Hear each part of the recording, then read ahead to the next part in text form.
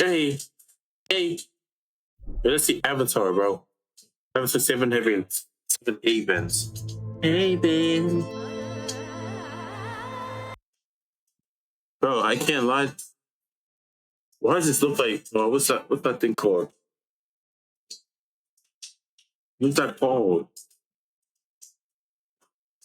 Don't know about it's lucky about the guy with the spear, the the old human, the caveman.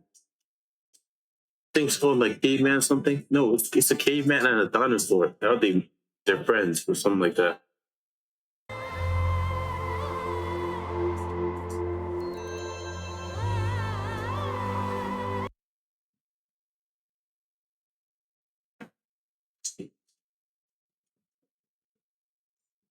Just reminds me of a.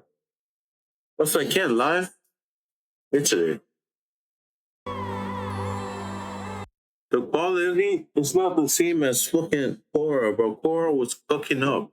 Quality. These guys downgraded. Maybe they're gonna add a better story. Hopefully, that's how it is. Why do you look like Me? Bitch ass nigga, because I'm your sister, Pelloyr bitch. needs to be prepared, because long ago our ancestors weren't, and the Avatar let us Damn. down. God damn. It's not actual Because long tsunami. ago our ancestors weren't.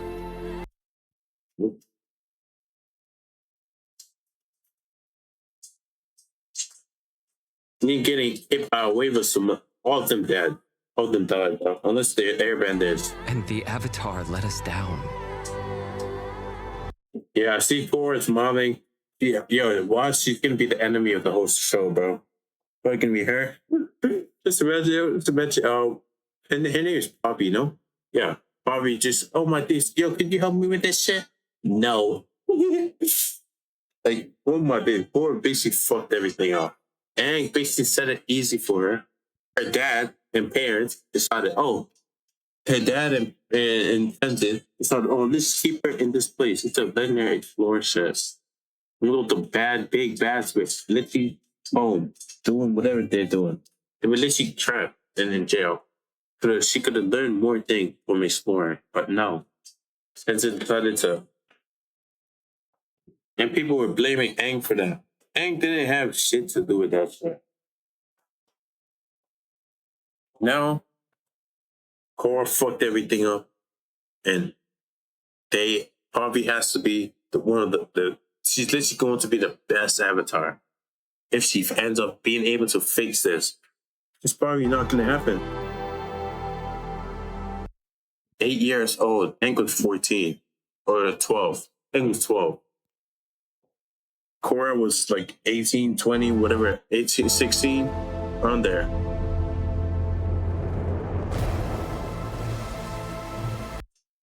All the demons and humans hate her, bro. I think kind of know she's the Avatar, though.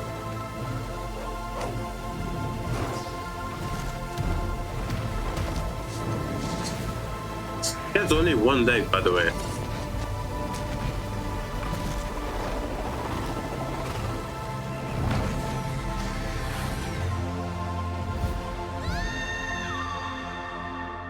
Humanity is not ready for the Avatar's return. And yet, it's the one thing this world needs the most.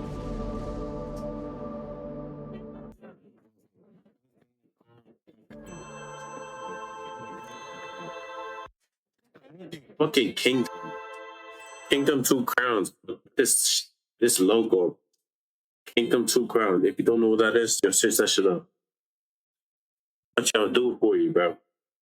Kingdom. Two Crowns. Like, let's see. I used to always pick Kingdom 2. This is the film. Two Crowns. This shit reminds me of it. That shit is a tough game. I loved it. Love playing it.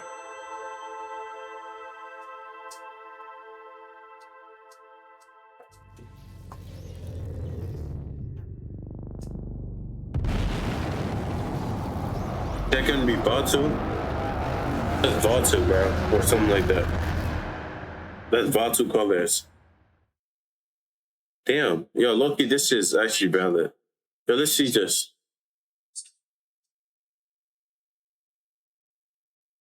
drunk about. The Avatar 7 Havens teaser is finally here alongside a release date and a lot of misinformation about its release model. But even in this short 1 minute and 30 seconds of footage, there is absolutely so much to go over. I mean, twin avatars, Korra destroying the world. Was that Vatu at the end? Not only am I going to dive deep into this stuff, but I've got some rampant theories and speculation in addition to just straight up.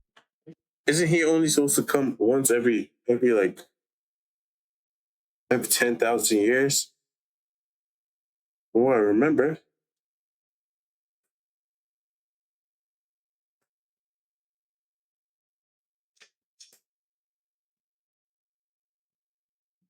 Bomo, Boyomo.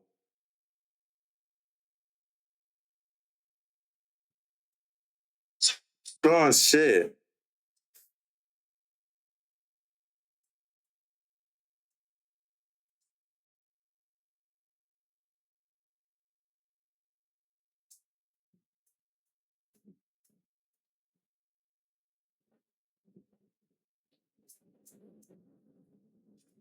Up trailer analysis, so let's dig in. Okay, before we get into the details, the show is set to release on October 9th on Paramount Plus, and contrary to initial reports, they are not dropping 26 episodes at once. It sucks that it got reported that way because people are dooming about it, but there is no official word on the release structure yet. My expectation is probably they're going to binge drop one season at a time. Also, while it hasn't been officially announced, there have been credible leaks and rumors that there are 2 additional seasons coming as well for a total of 4. That makes a lot of sense given Avatar's history. I think we can expect 4 seasons of Avatar 7 Havens. Okay, first let me just read the logline. It gives us a lot of important information. Avatar 7 Havens centers around a young earthbender who discovers she's the new avatar after Korra in a world shattered by a devastating cataclysm. In this dangerous era, that title marks her as humanity's destroyer, not its savior, hunted by both human Name is tolerated. She caused everything. Everything would have been good. Aang, they literally celebrated Aang. Only thing she has to deal with is fucking Amon, her retarded uncle, who decided, oh, let me cause another dark avatar cycle. Got manipulated like an idiot. But she couldn't, felt like she couldn't trust her uncle, her dad, because he lied to her about keeping her there.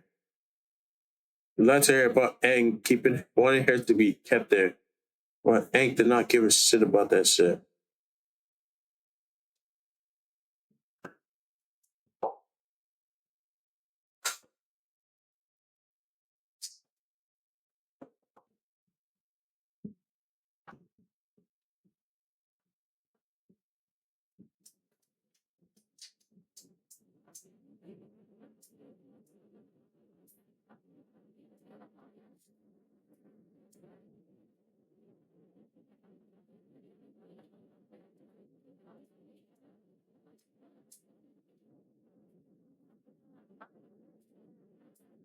and spirit enemies, she and her long-lost twin must uncover their mysterious origins and save the 7 Havens before civilization's last strongholds I didn't even know she's the Avatar.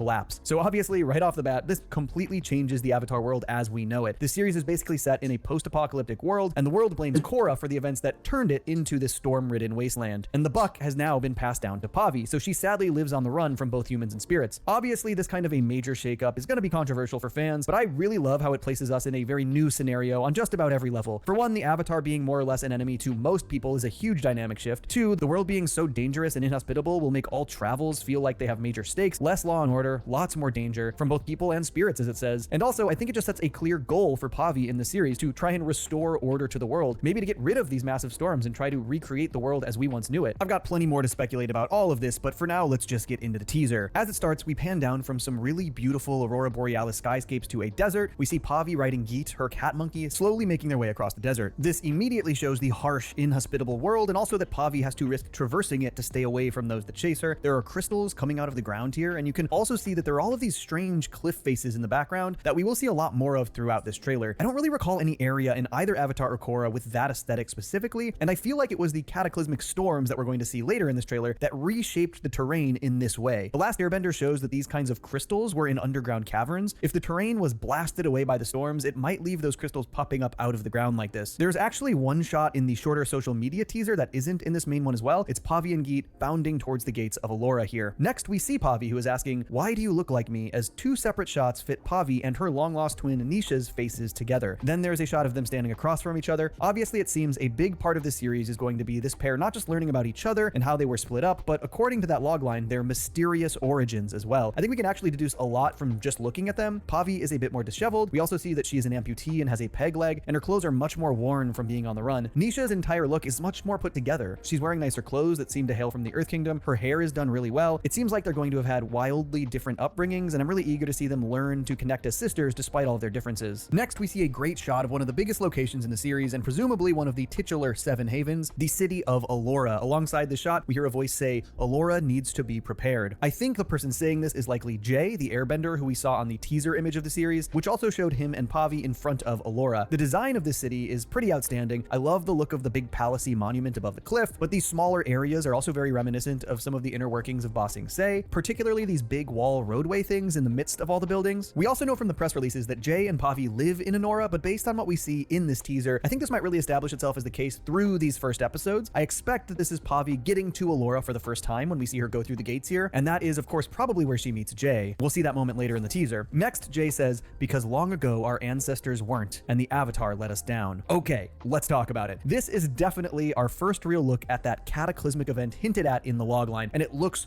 crazy. These massive tornado storms hammering down, and in another shot, a massive wave as well. Just truly world-altering, terrifying stuff. And then we see Korra walking through flame and smoke, eyes aglow, with an evil-looking smirk before cutting to a burning skyline. Now, before we get to Korra, because I will have a lot to say here, let's talk about this city. I've seen a lot of people on social media crashing out that Republic City has been destroyed so brazenly. But folks, sorry to inform you, this is not Republic City. This is 100% Zaofu, the metal-bending city introduced in Season 3 of Legend of Korra. This primary skyscraper right here, this is Zaofu's crown jewel in their skyline. Just look at them side by side. It's just clearly the skyline for Zaofu, not Republic City. And I think this earlier shot here showcases these sort of little like circle pods, which I feel like are these slightly more futuristic versions of those same little metal pods we saw in Zaofu back in Legend of Korra. The art style change and time jump definitely makes them seem a bit different, so at a glance, it maybe doesn't look exactly like Zaofu, but there is no question that the skyline burning here, that is Zaofu. These are Zaofu's skyscrapers. I guess it is possible that the skyline getting hit by the wave here is Republic City. It would definitely have a different look after the finale of Korra, since most of the skyline was destroyed, but there's a road into the city on the left, which doesn't seem to exist back in Korra. We don't see any of the bridges that exist in Korra that still exist at the end of that series, or any real indication of the size and scale that we know Republic City to have. Plus, there should be a huge spirit portal in the middle of Republic City after the Korra series finale. I think these are all completely different cities, and that Republic City was not shown here. Personally, I expect that Republic City is one of the remaining 7 havens. I just don't see a world where the creators destroy a location so key to both Aang and Korra's history and legacy, and one that represents unity among the nations. I think it's still got to play a part in the new series somehow. Okay, now let's talk about Korra. First of all, her design absolutely rips. The gray streak is so cool. Second, guys, obviously the show is not going to make Korra evil, and if you're taking that bait, I don't know, you just kind of look like Charlie Brown kicking the football right now, don't you? I think the forecasting of the misdirect could not be clearer. Even this scene with Korra smirking, it's clearly a retelling of these events from a different perspective. There is no way this is what actually happened. This is how the world perceives her. It could not be a clearer circumstance of the world blaming the Avatar for the destruction, when the reality is that Korra likely saved the world from complete destruction. And you know what?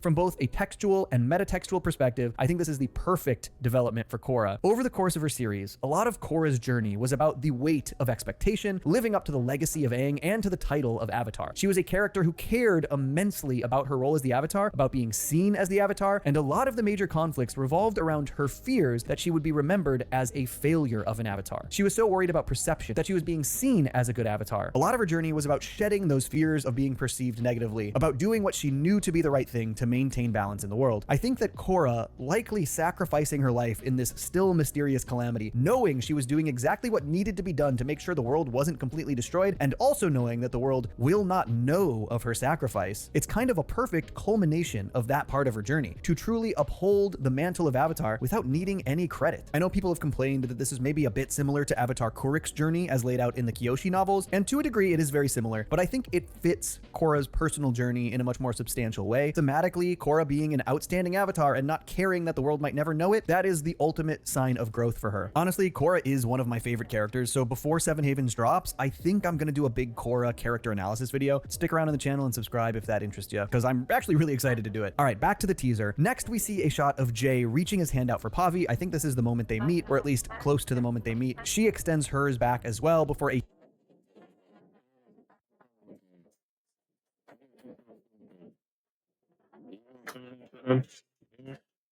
huge black tornado smashes down through the skylight above. Yeah, I did not see any of the demons or whatever you want of the spirit.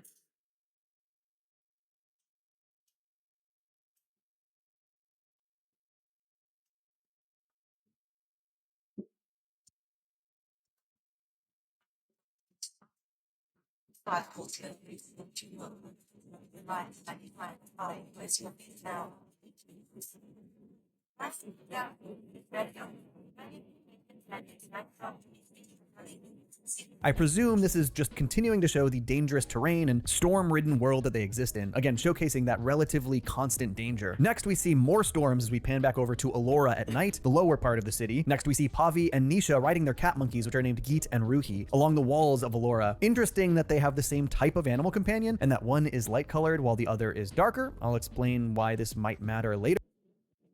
So she's gonna become the dark in the actual avatar. But I also love the animation of the running of these cat monkeys. The way their back legs throw themselves so far forward ahead of their front legs, taking these huge bounds. It's good stuff. Next, we see these masked assailants fighting Jay. They all have these white masks with blue markings. They look kind of vaguely familiar to me, sort of reminiscent of the Water Tribe wolf helmets in the original show, but I think they're just their own thing. The markings feel like spirit markings, maybe a little reminiscent of the ocean spirit from season 1 of The Last Airbender, but clearly it is a designator of a specific gang, and my inclination is that they are one of the groups trying to hunt down Pavi. I think the action choreography here is really smooth. Jay controls the spear and then hits his attacker with a nice air attack. Next, we see a glowing red scene as Pavi earthbends with Nisha fallen on the ground behind her, protecting her sister. I anticipate. You can also see some folks in the distance watching from the rooftops. I really like seeing Pavi's earthbending technique here. More assailants from this masked gang. This one has a long blue blade and is a firebender. They also seem to be attacking a younger airbender that we don't know anything about yet. This transitions into a shot of another older bearded airbender who airbend twirls to fend away a fireball. Pretty cool animation here. So it clearly seems as though this masked gang is specifically attacking a group of airbenders. Next, we see another of them pick up a sword and attack Jay. Next, a great shot of Pavi and Nisha earthbending in tandem. The first confirmation that Nisha is also a bender, though we also still have only seen Pavi earthbend. It will be interesting to see what her experience is with the other elements at this point. Is it going to be like the original show where she has to learn all of the other elements? Will she be a little more experienced like Korra was? Somewhere in between. Eager to see it. Next, a pretty outstanding set piece of Jay sort of air skateboarding through a collapsing tunnel carrying someone on his back. It looks like some airbenders use these like full-on hoverboard things, which I think is a pretty cool evolution. They used to use air gliders and then wingsuits. This is fun. A quick shot of Pavi earthbending in a storm before another really interesting shot, some kind of desert motorcycle gang racing towards what is definitely a group of sky bison in the distance. A few things here. One, I thought this maybe would be the masked gang we saw earlier, but the brief glimpses of their armor on the motorcycles seems to show a very different vibe than those guys, very different design. So this is, I think, a separate way.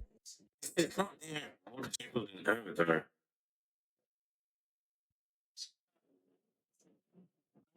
Always advancing. What do I mean by since when? Like the gods are always advancing.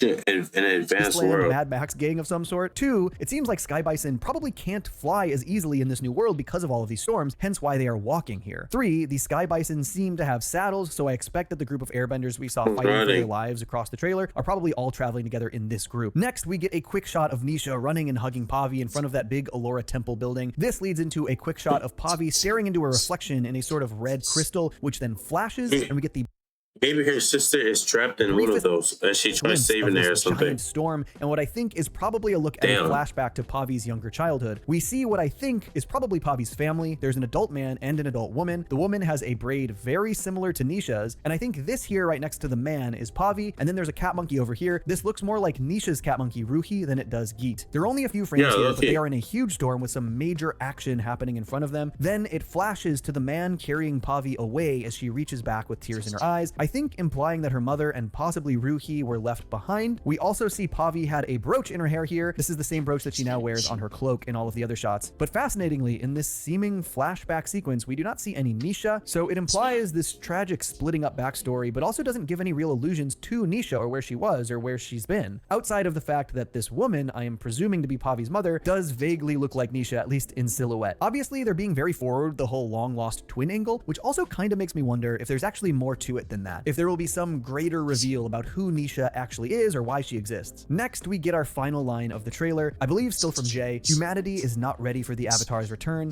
and yet it's the one thing this world needs most. This line obviously also is very reminiscent of the last Airbender's intro. When the world needed him most, he vanished. I wonder if this will actually be part of the intro sequence for this show. We hear this line over a shot of Pavi riding Geet past some trees, then we see a shot of her pushing through some similar trees, coming across something that seems to be burning in front of her. There are embers floating here. I think this might be around the time she meets Nisha. The locations have a very similar color palette, and the background of that shot is also filled with these same kinds of trees, so I think these all connect. And then there's this last shot. It's Pavi and Geet standing on a huge balcony overlooking Elora as an absolutely enormous storm encroaches, like a storm that looks like a mountain.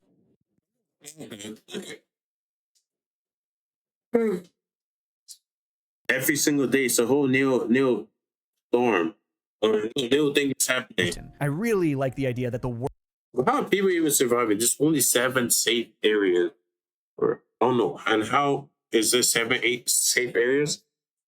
world itself is such a dangerous and scary aspect of the series. Like, how does the Avatar fight a mountain storm? I want to find out. Yeah, real shit. All right, they're gonna use airbending. Just like literally, it's not that hard. Actually, kinda is.